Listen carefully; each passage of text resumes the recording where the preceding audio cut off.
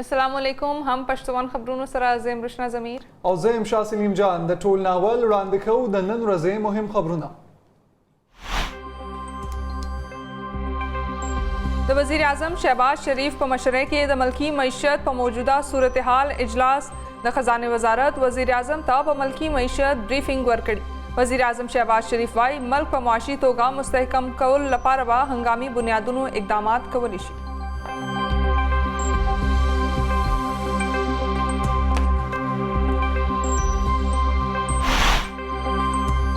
د وزیر اعظم شهباز شریف لخوا پشاور مور میټرو ناڅاپي دوره وزیر اعظم ته په منصوبې بریفنګ ورکړی شوی. شهباز شریف وايي په منصوبې د وړاندې نه 14 ارب روپۍ لګېدلې دي او په مکملېدو کې ځنډ د افسوس خبره ده. وزیر اعظم منصوبه کې د لملیټ انکوایري کولو حکم هم ورکړی.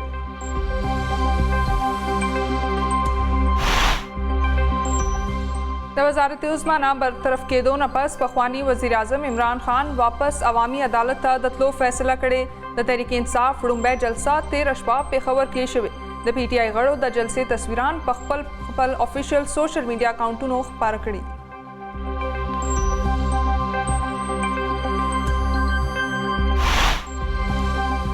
د پخوانی وزیر اعظم عمران خان لخوا د حقیقي ازادۍ جنگ شروع کولو اعلان.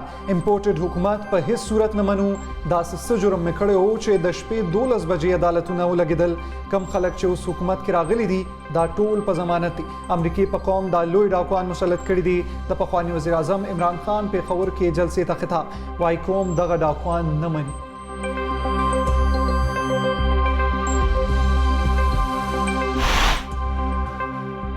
عمران صاحب تاسو هغه سنگین جرم کړی کم ته چې په آئین حمله وای. عمران خان صاحب تاسو 22 کروڑ ولس او آئین یرغمال کړیو. عدالتونه ځکه پرانیستلی شوي چې تاسو عدالتونو ته دروغ ویلي. د مسلم لیگ نون ترجمان مریم اورنګزیب لخوا د پخوانی وزیر اعظم عمران خان په خطاب رد عمل.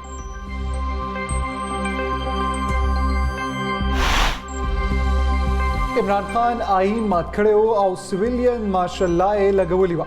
د آئین شکنۍ سزا به ضرور ملاویږي. د پاکستان مسلم لیگ نون رهنما احسن اقبال وینا وایي آئین ماتولو او سویلین ماشاءالله لګولو له وجې عدالتونه پرانیستل شوي وو.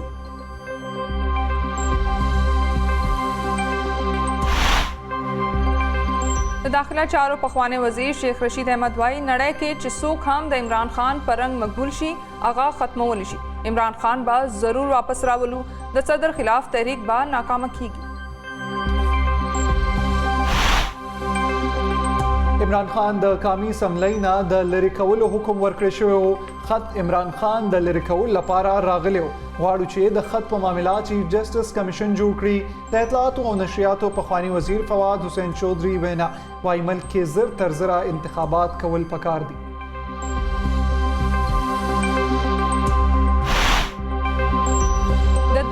سلورو هفتو کې بعد دا حکومت ختم شي. د تحریک انصاف رهنما فیصل واوډا داوا وایي امریکا نن د ډو مور مطالبه کوي. دا امپورټډ حکومت د ولس مخې ته نشي راتلی. موږ د صوبایي سملو نه هم د استعفاګانو طرف ته ځو.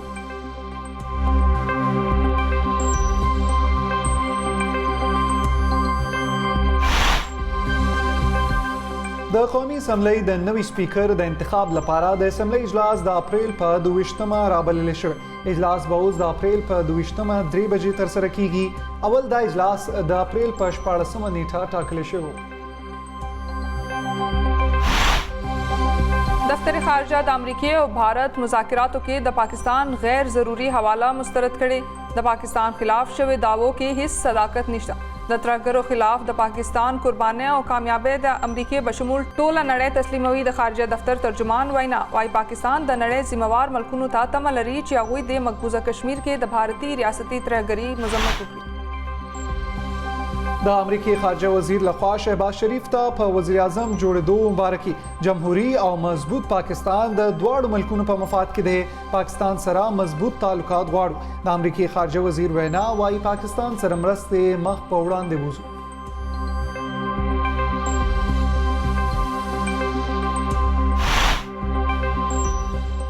د آئی سی سی لخوا د T20 لوبغاړو رینکنګ جاری. د قومي کرکټ ټیم کپتان بابر اعظم د پلیئر آف دی منتھ اعزاز په خپل نوم کړی. تیز بالر شاهین افریدي ټاپ 10 بالرانو کې شامل. شاہین افریدی د T20 بالرانو رینکنګ کې په 10 نمبر راغلی دی.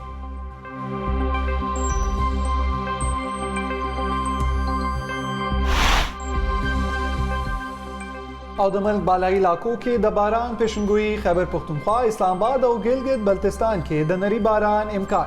پېښور، نوخار، صوابۍ، کرم، کوهاټ او وزیرستان کې هم د باران امکان دی. د موسمیاتو محکمې وینا وايي باران ورېدو سره به د ګرمۍ په شدت کې کمی راځي.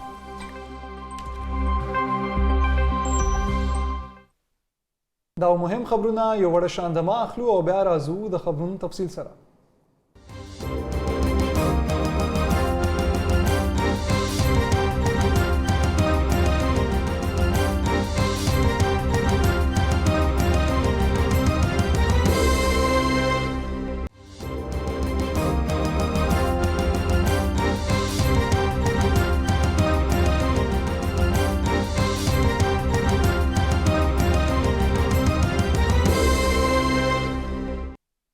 هم پښتون خبرونو کې یو ځل بیا هرکلی وړاندې کوو د خبرونو تفصیل.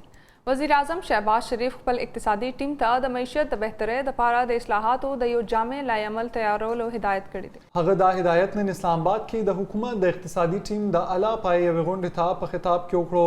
غونډه کې د ملک په اقتصادي حالت غور وکړی شو. د خزانې د وزارت لخوا وزیر اعظم ته د ملک په معاشي صورتحال بریفینګ هم ورکړی شوی. وزیر اعظم د اقتصادي اشاریو په غورځېدو د تشویش څرګندونه وکړه. هغه ویل چې ملک په معاشي طور مستحکم کولو لپاره په هنګامي بنیادونو اقدامات پورته کولو ضرورت دی. شهباز شریف هدایت وکړو چې د عامو خلکو د اقتصادي حالات د ښه کولو لپاره به خصوصي ګامونه پورته کولی شي. وزیر اعظم د ګرانۍ د ختمولو کار ته د خصوصي توجه ورکولو باندې ټینګار وکړو. غونډه کې د نورو نه علاوه شاهد خاقان عباسي، احسن اقبال، مفتاح اسماعیل او زبیر عمر شرکت هم کړی دی. وزیر اعظم شهباز شریف د پېښور موړ نه تر اسلام آباد د نوي ایرپورټ پورې د میټرو بس منصوبې په مکمل کېدو کې په تاخیر د افسوس څرګندونه کړې. وزیر اعظم زیارت په ورځ د منصوبې لیدنه وکړه چې په مکمل کېدو کې 4 کاله ځنډ راغلی دی. هغه په دې موقع منصوبه کې د تاخیر په اړه د تحقیقاتو لپاره د یوې کمیټې جوړولو هدایت هم جاری کړی دی. وزیر اعظم ویل په منصوبه د وړاندې څخه 14 ارب روپۍ خرج شوي دي او په مکمل کېدو یې ځنډ د افسوس وړ دی. شهباز شریف ته د منصوبې په اړه د معلوماتو ورکولو په موقع ویلي شول چې د خالي په ورځ په فوري توګه بسونه چلیدل شروع کېدای شي. د دې مقصد لپاره به د پنجاب میټرو بس اتھارټي څخه 15 بسونه په عارضي توګه واخیستلی شي. د دې منصوبې لپاره خپل بسونه به تر د مئی د میاشت 15 نیټې پورې اسلام آباد ته رسیږي.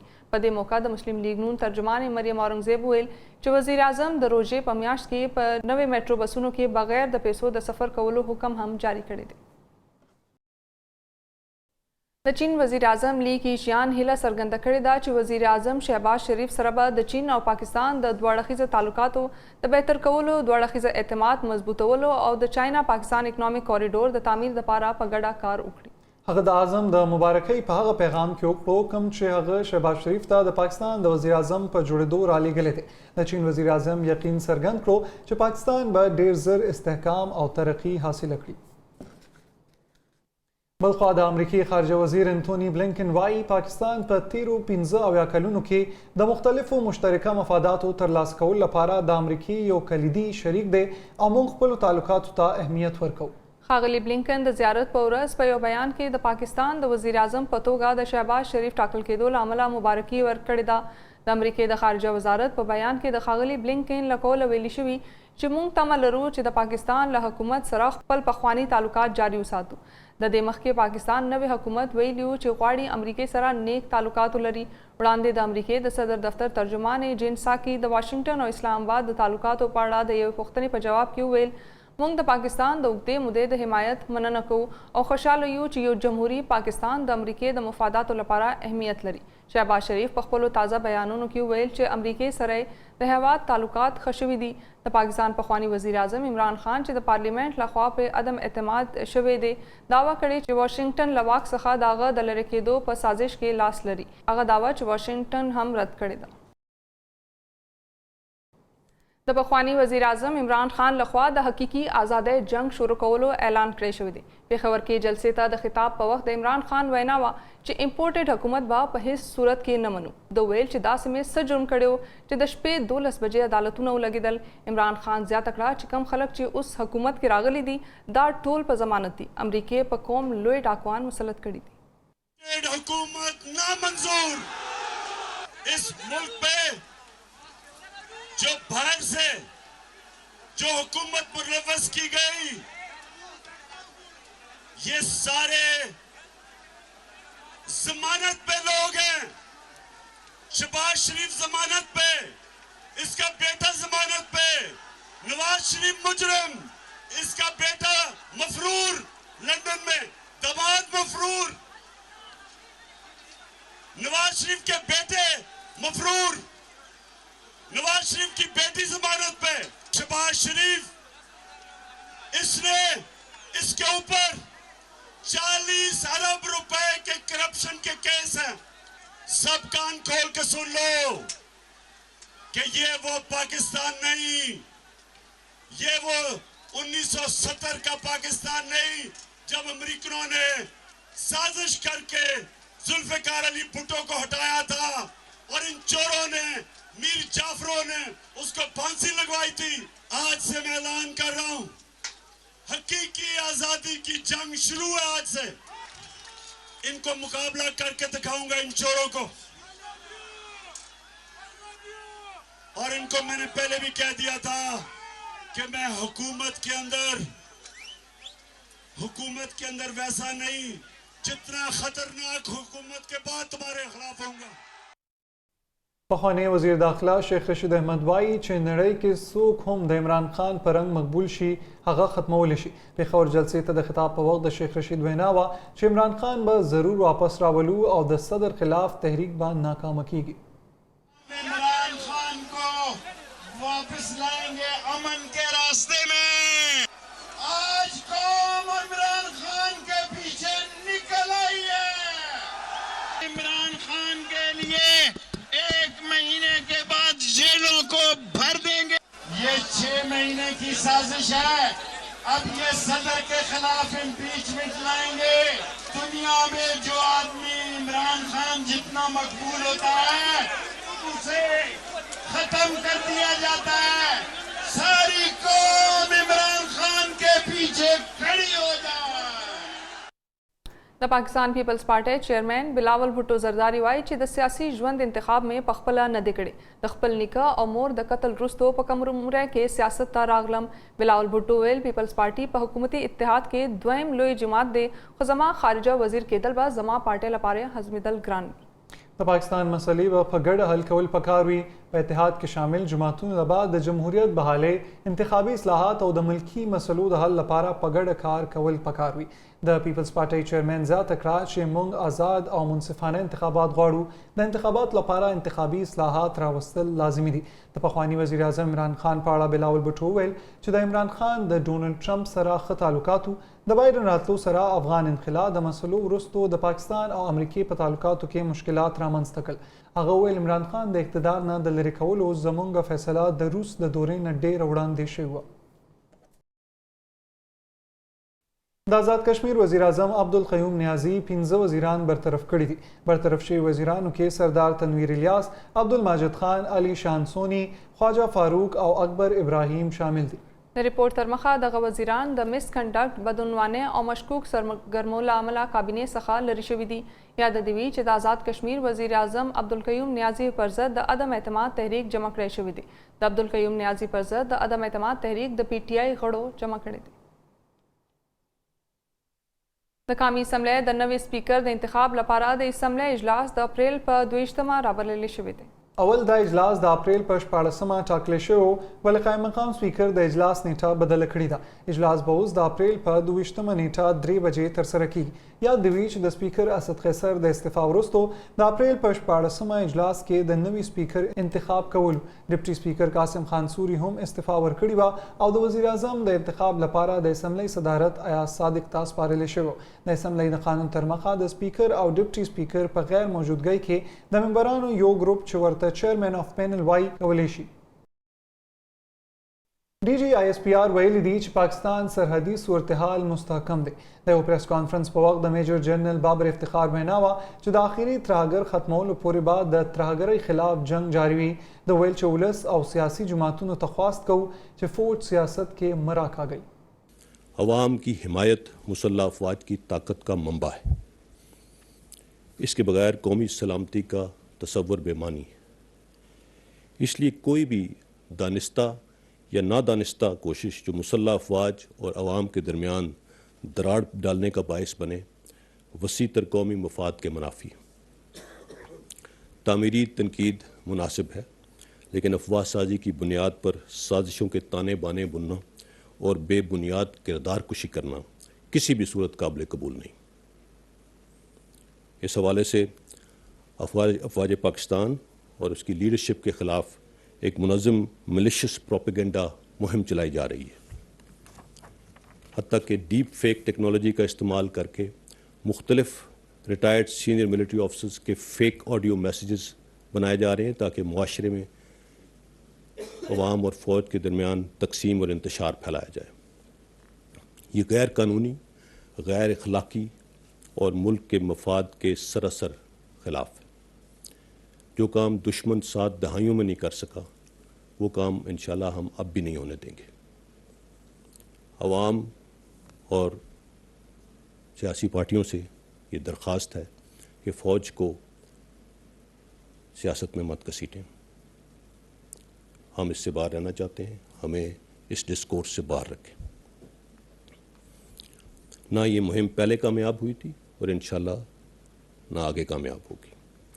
بہتر ہوگا کہ ہم اپنے فیصلے قانون پر چھوڑ دیں کیونکہ قانون پر عمل درآمد ہی سے معاشرے ترقی کرتے ہیں. د بابای خدمت عبدالستار ایدھی میرمن بلکیس ایدھی دا وخت په روغتون کې د سخت ناروغۍ له امله زیر علاج ده. ټول کام بلکیس ایدھی د زر روغتیا لپاره دعا کوي. تفصیلات مطابق لومړی میرمن تهمینا دورانی له روغتون څخه د بلقیس ایدھی تصویر شریک کړي او لیکلي دي چې نن ما او بلقیس ایدھی د هسپتال په کمره کې ډېر وژړل. هغې د ایدھی صاحب په یاد کې وژړل او ما د هغې په حالت وژړل ځکه چې هغه ډېره ناروغه ده. تهمینا دورانی دا هم لیکلي چې کله بلقیس ایدھی هغې ته لومړی میرمن وویل نو هغه یو ساعت ته حیرانه شوه ځکه چې هیڅ یو لومړی میرمن د بلقیس ایدھی لازمت سره مقابله نشي کولی. احسن اقبال د تهمینا دورانی د ټویټ په جواب کې د بلقیس ایدھی د زر روغتیا لپاره دعا هم کړې ده. باجوړ کې د جے یو آی د مفتی شفیع الله د وژنې خلاف احتجاج کړی. جے یو آی د سیول کالونی خار بهر د مفتی شفیع الله جسد سره احتجاج ترسره کړی دی. تفصیلاتو مطابق جمعیت علماء اسلام د وژل شوي مفتی شفیع الله د قاتلانو تر نیولو کېدو پورې د احتجاج جاری ساتلو اعلان کړی دی. د جے یو آی مشر مولانا عبدالرشید وایي احتجاج به تر هغه پورې جاری وساتي چې تورن کسان نیولې شوي نه وي. د جے یو آی مشر وینا وه چې هره ورځ زموږ مشران شهیدان کیږي، انتظامیه خاموشه تماشا کوي. مفتی شفیع الله ته امنیتي خطرې وې خو انتظامیه ورته امنیت ورنکړو. پیښور کې د خیبر پختونخوا فوډ سیفټي اتھارټي د جعلي مسالو پر ضد کاروائی کړې ده. د فوډ سیفټي اتھارټي د شپې ناوخته د 400 روډ بخشو پل سره نږدې د مسالو په کارخانو چاپه وخلې ده. تفصیلات مطابق فوډ سیفټي اتھارټي له 2 یونټو څخه 2000 کیلو ملاوټ شده مصالې او د بورې برآمد کړي دي. کاروائی نه پس فوډ سیفټي اتھارټي یونټ سیل کړی دی. ادارې زیاته کړي چې په یونټ کې د صفایي نظام هم ډیر خراب صورتحال و. د ناقانونه تحریک طالبان پاکستان لخوا په یو پاکستانی امنیتي پوسټ د حملې وروسته پاکستان ګاونډي افغانستان سره د انګورډي دروازه تړلې ده. فوج ویلي چې د 11 او 12 اپریل په شپه د جنوبي وزیرستان په سرحدي سیمه انګور اډه کې د دهشتګردو په حمله کې د یو افسر په شمول 2 فوجیان شهیدان شوي. د فوج یو بیان کې ویلي شوي چې د فوج په جوابي ډزو کې 2 دهشتګرد هم وژلي شوي او درنه وسله ته برآمد شوې وه. د انګور اډې لار د پاکستان او افغانستان ترمنځ د تجارت یو مهمه لار ده او د تړلو سره د مالونو ګڼ شمېر ګاډي دواړو غاړو ته بند پاتې دي. جنوبي وزیرستان کې مقامي قبایلو د انګور اډې د لارې د پرانیستلو غوښتنه کړې ده چې وايي د سرحد تړلو سره په سیمه کې کاروبار په ټپه ولاړ دی. یورپی اتحاد په افغانستان کې د جنکو د سکولونو په پرانیستلو ټینګار کړی دی. د یورپی اتحاد یو غړی چې کابل ته راغلی ده د جنکو د سکولونو او په ټول شموله حکومت ټینګار کړی دی. تفصیلات مطابق د یورپی اتحاد د پارلمان غړي هنا نیومن د شروع په ورځ یوې خبري غونډې کې په افغانستان کې د ځینو خبریالانو او د تیر حکومت د یو شمېر کارکونکو په لادرکه کېدو اندېښنه څرګنده کړه او ویل چې دا نړیوالې ټولنې ته د منلو وړ خبره نه ده. هنا نیومن وایي چې که چیرې د جنکو سکولونه ونه پرانستل شول نو د افغانستان د جنکو او د دغه ملک مستقبل به له منځه ولاړ شي. د روژې مبارکې میاشتې په لومړۍ لسیزه کې له 65 لکه زیات کسان مسجد نبوي ته راغلي دي. د مسجد نبوي انتظامیه ویلي چې دا کسان زیارت او مونځ کول لپاره مسجد نبوي ته راغلي دي. د روژې مبارکې میاشت اولنۍ لسیزه په مهال خواوشا 40 لکه کسانو زیارت وکړو او خواوشا 1,63,000 کسانو په ریاض الجنه کې مونځ ادا کړو. د انتظامیه لخوا د 12 لکو نه زیاتې د زمزم اوبو بوتلې او څه کم 14 لکه نه زیات د افطار پیکټونه ویشلي شوي دي. دا خبره د ښکاروي چې د دې نه وړاندې د حرمین شریفین انتظامیه سیکټر انجینیر اسامه الحجیلي ویلي وو چې د روان کال روژې مبارکې میاشتې په مهال هیله ده چې لوی شمېر عمره کوونکي حرمین شریفین ته راتګ وکړي. خبرونو کې وخت شوی د وړې شاندمي او بیا راځو د لوبو حال سره.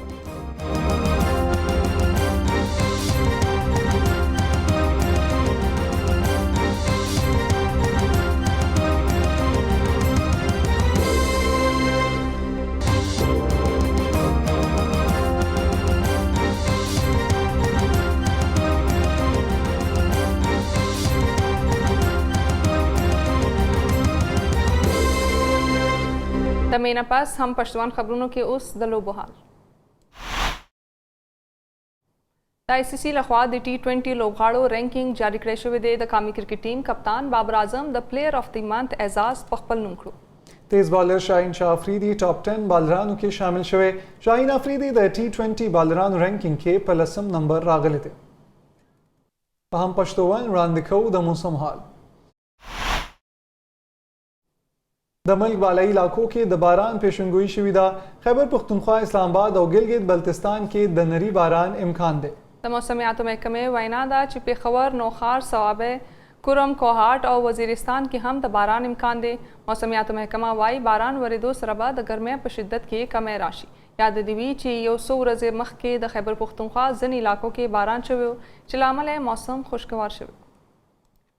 د موسم حال سره هم پښتون خبرونه پای ته رسي. د نورو تازه خبرونو لپاره زموږ د سوشل میډیا پاڼې کتل مه هېروئ. د لوی الله په امان.